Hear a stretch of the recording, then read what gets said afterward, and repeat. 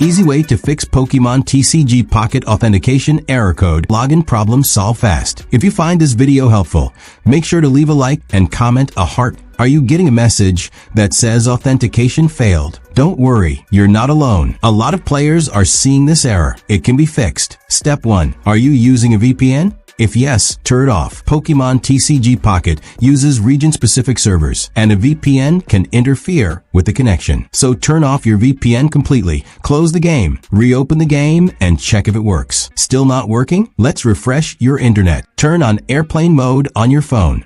Wait for 10 seconds. Turn airplane mode off. Reconnect to your Wi-Fi. Try opening the game again. If Wi-Fi still doesn't help, try switching to mobile data. Turn off Wi-Fi. Use your mobile network. Try launching the game again. Now, let's make sure your game is up to date. If you're on Android, open the Google Play Store. Search for Pokémon TCG Pocket.